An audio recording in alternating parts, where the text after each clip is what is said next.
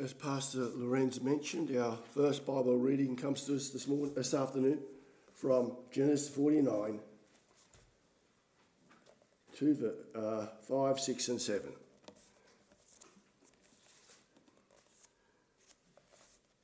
Verse 5. Simeon and Levi are brothers. Weapons of violence are their swords. Let my soul not come into their counsel. O my glory, be not joined in their company. For in their anger they killed men, and in their fullness they hamstrung oxen. Cursed be their anger, for it is fierce, and their wrath, for it is cruel. I will divide them in Jacob and scatter them in Israel. We turn to the New Testament book of Hebrews. Hebrews chapter 4, verse 14.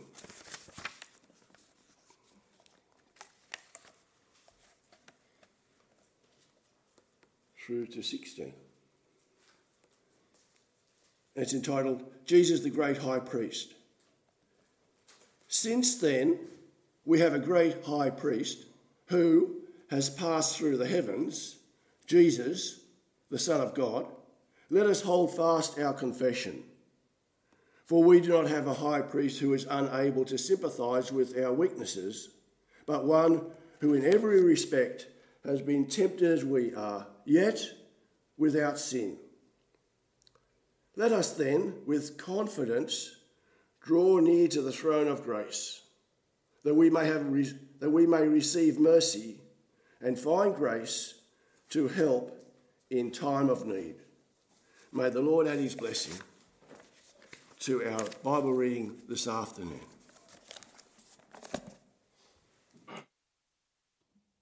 Our text verse is from Hebrews 4, verse 14. Since then we have a great high priest who has passed through the heavens, Jesus, the Son of God. Let us hold fast our confession. The topic, we have a high priest in heaven. Beloved in our Lord Jesus Christ, there are many disinherited sons and daughters in God's kingdom. That's Christians who have lost much because of their faith in Jesus. Let's say, for instance, if you are a Muslim or a Jew, you will lose your inheritance if you become a Christian. But also for us in the Western world, there's so much to sacrifice, especially in this time we live. Especially if you want to stay true to the Word and follow Jesus. It may be as simple as a job opportunity. Or in your job, you have to make sacrifices in this political correct world. But it can also be family, who no longer wish to be involved with us because we are Christians. This can be our lives, as we see this week when Charlie Kirk was assassinated. And that's the times we live in. But it's a great comfort, and our Lord Jesus Christ comforted us in Mark 10, verse 29 to 30. Jesus said, "Truly, truly, I say to you, there is no one who has left house or brothers or sisters or mother or father or children or lands for my sake and for the gospel will not receive 100-fold now in this time, houses and brothers and sisters and mothers and children and lands, with persecutions, and in the age to come, eternal life." In the sermon, we are busy with the second and the third sons of Jacob. And as you remember, all the sons of David come before him, and he blesses them. But the second and the third sons, are Jacob's disinherited sons. Jacob is blessing his sons. We've already seen last week that Reuben was a disappointment. And Leah expected much from Reuben. Genesis 29, verse 32, she said, "Because the Lord has looked upon my affliction, for now my husband will love me." But Reuben disappointed. And Leah's husband did not love her, but God had compassion on her, and another son was born. Genesis 29, verse 33, she said, she conceived again and bore a son and said, "Because the Lord has heard that I am hated, he has given me this son also." And she called his name Simeon. Simeon means the Lord has heard. But Leah had to learn that children cannot evoke love, cannot restore a loveless marriage. A marriage that was built on the seed by her father Laban when he gave Leah to Jacob instead of Rachel. Rachel whom he loved. And now even with her second son Simeon, Jacob did not love her. But still she hoped a third son would do this. And she had high hopes for this son.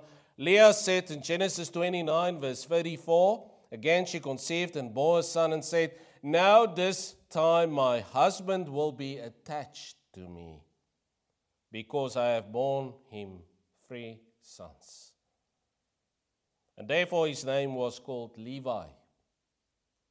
The third child born to Jacob, again through Leah, was named Levi, meaning attachment, or the one who would reconcile. And Leah still lived in the hope that her husband Jacob would love her, become attached to her through the birth of this son. She had high hopes for Simeon and Levi. As every parent has high hopes for their children. And why is this? He and his brother Levi, the one whom Leah hoped would be the attachment between her and Jacob, the reconciliator, they disappointed again. They conspired, and instead of being an attachment to Jacob and Leah, Levi became an attachment to his brother Simeon. And so much that they are mentioned together in Jacob's blessing. Jacob said of them, "Simeon and Levi are brothers. Weapons of violence are their swords. Let my soul come not into their counsel. O my glory, be not joined to their company. For in their anger they killed men, and their willfulness they hamstrung oxen. Cursed be their anger, for its fears. And then in their wrath, for its cruel. I will divide him in Jacob and scatter them in Israel." These 2 sons scared Jacob. And we read in Genesis 34 about the terrible things they did.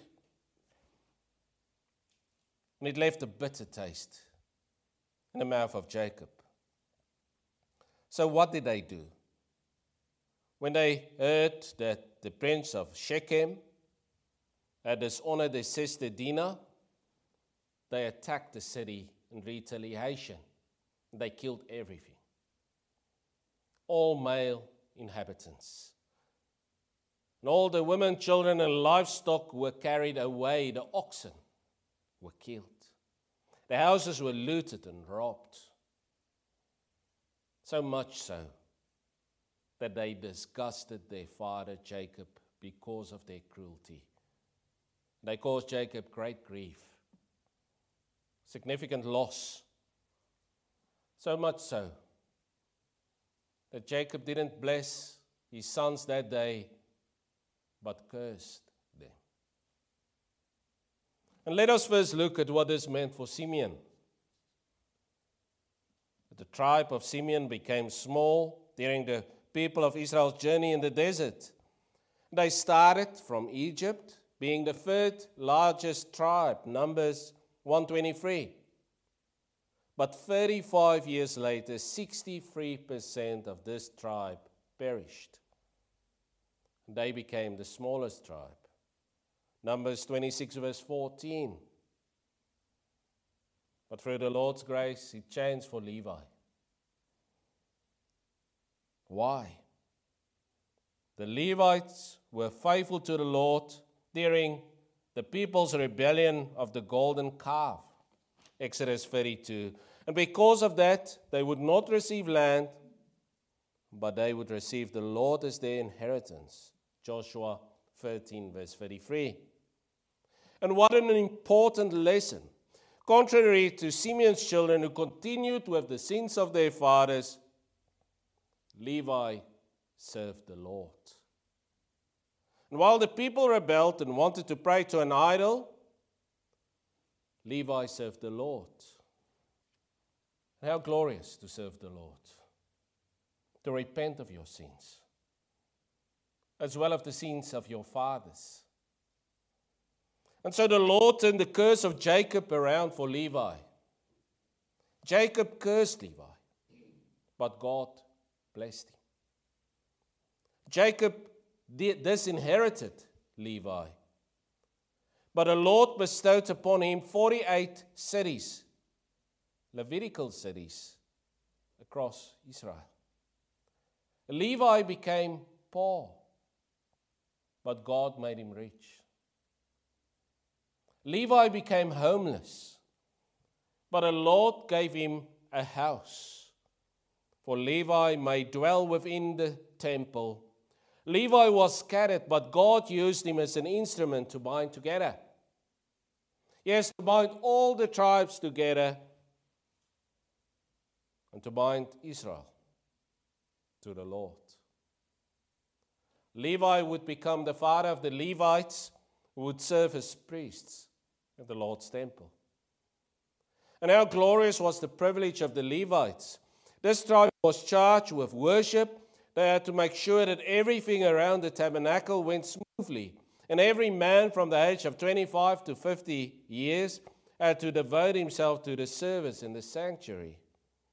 For Levi was the tribe from which all the priests came. But this wasn't all. Moses also said, "They shall put incense before you and whole burnt offerings on the altar." Deuteronomy 33 verse 10b. And whenever a sacrifice was offered, the sins of the sacrifices were atoned before God. And so Levi became what his mum, Leah, hoped for. They would become reconciliators between God and his people. And out of them the high priest was chosen. And also out of the high priest, it was hereditary. It was traced from Aaron, the brother of Moses, and the Levite tribe.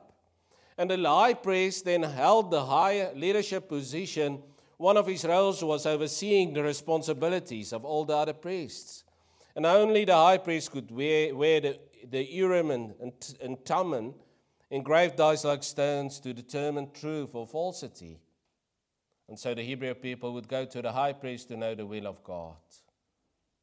The high priest had to offer a sin offering, not only for the sins of the whole congregation, but also for himself. And the most important duty of the high priest was to conduct the service on the Day of the Atonement, the 10th day of the 7th month of every year. And only he was allowed to enter the most holy, to stand before God. Having made a sacrifice for himself and for the people, he then brought the blood into the Holy of Holiest and sprinkled it on the mercy seat. And he did this to make an atonement for himself and the people for all their sins committed during the year that just ended, according to Exodus 30. The high priest of Levi, for the Levite tribe, was of great importance. But it was only a shadow of what was to become. there would come a high priest who gave his own life as a reconciliation for our sins. And this high priest is our Lord and Savior, Jesus Christ. And he, as assured in our Bible reading, has passed through the heavens. Is Jesus, the Son of God. The high priest of the Old Testament also went to the most holy place behind the veil to stand before God, but none of them could pass through the heavens, as Jesus did. And of all the high priests, Jesus was the greatest. Jesus was the only high priest whom the Father called, ordained, and anointed by the Spirit. Also the only one, Hebrews 4, without sin. And so the Lord made Levi, the tribe that his father has inherited, a blessing. And through their office as priests, Jesus became our high priest. But it's so important because already in Levi we see the gospel. Jesus had to bear the curse of Levi so that we could receive the heavenly inheritance. Jesus had to sacrifice his divine inheritance. Jesus was the homeless one for us, like Levi. In a stable in a manger he was born because there was no other place for him. Jesus was cast out, totally disinherited. In the darkest hour he could only cry out, my God, why have you forsaken me? And Jesus was the only high priest who could make the ultimate sacrifice. There's something wonderful to see in this office as high priest. His sacrifice at Golgotha was enough to save me, to bring true reconciliation between God and us. But the fact that he passed through heavens also means that he's still performing his duties as high priest. We confess on Lord's Day 19 of the Heidelberg Catechism that Christ is in heaven, and on our behalf his headship brings the greatest glory to our church. He defends us and keeps us safe from all enemies, and through his Holy Spirit he poured his gift from heaven upon his members. With his heavenly gifts, through his Spirit at Pentecost, he comforts, he builds, he strengthens our faith through the preaching of the gospel, the sacraments that we could use today, and he brings us closer when we fall into sin. Our high priest is in heaven. We should know this and hold on to the confession the writer of the Hebrews letter says. Jesus is still connected to us, and we can see him through the word and the sacraments. Also, the Apostle John gave us a look into the work of our high priest in heaven in Revelation 1 verse 13 to 16. And in the midst of the lampstands, one like a son of man, clothed with a long robe, with a golden sash round his chest. The hairs of his head were white, like white wool, like snow. His eyes were like a flame of fire. His feet were like burnished bronze, refined in a furnace. And his voice was like the roar of many waters. In his right hand he held 7 stars. From his mouth came a sharp two-edged sword, and his face was like the sun, shining in full strength. John wanted to show us this high priest. John saw Jesus as the Son of Man, and he's certain that it's Jesus. John saw him as he was on earth, but now in heaven. There's so many similarities, but the big difference is majesty. It's still Jesus, the anointed Son of God. But John also saw the high priest. Jesus is clothed with a long robe, a golden sash around his chest. The long robe is the high priestly robe that every high priest wore when they entered the most holy place. And Jesus passed through the heavens. And Jesus is our eternal high priest who brought a sacrifice of our sins, and at the same time was the sacrifice. And the hairs of his head were white like white wool, like snow, which is a sign of his holiness, a sign that he is our high priest. He's the Ancient of Days. He's the only high priest. The whiteness of his hairs also shows that his task is fulfilled. And he's in a state of glory. And he's our only high priest in heaven, and he's there to our benefit. And so Hebrews 4 verse 15 comforts, for we do not have a high priest who is unable to sympathize with our weakness, but one who in very respect has been tempted as we are, yet without sin. We have a high priest in heaven. And the Lord fulfilled his promise to Levi. And even though Jesus is now glorified, Jesus is still connected to us. Jesus sees everything. His eyes are like a flame of fire, Revelation 1 verse 14. Jesus knows our thoughts. He was present with the Lord's Supper through his Spirit. He sees the worship of his people. He sees the gratitude, the service, and he's pleased about this. But he also sees the worst sins of this world. He sees the attack on his people. He saw the murder of his saints, as happened this week. He sees disobedience. But also in his grace, he sees the sinner who comes before him like Levi, who pleads for forgiveness. And he brings that sinner before his Father's throne when he prays for us. There are so many dangers that threaten God's church. So many enemies that encircle us. These enemies want to bring dissension. These enemies threaten with violence. They seduce with cunningness. They want to take our eyes away from heaven and of our certainty in Jesus Christ. Maybe you are going through a difficult time. Maybe you are thinking your sin is too great. Maybe you are struggling with the sins of your father, like Levi did. Perhaps you have been disinherited by a loved one. And you lost much because you became a Christian. Today you are encouraged through the history of Levi and in Hebrews 4 to hold fast to your confession. Which confession? The one that Jesus is our high priest who has passed through the heavens. That Jesus is the Son of God. And you are encouraged to hold on to Jesus in this time. And when you hold on, you can know that you are rich in Jesus. Even if you are lost all in this world, even if you will lose your life, you will receive the heavenly inheritance. And it's only because of Jesus brought true reconciliation between God and us. Therefore, be encouraged through God's word in Jesus. You will receive your true inheritance. Let the history of Levi challenge you to worship God as he wants, to stay faithful to his commandments. Stay faithful as Levi did in the desert. Do not bow before the golden calf of this world. Know that the Lord will bless you in your priestly office.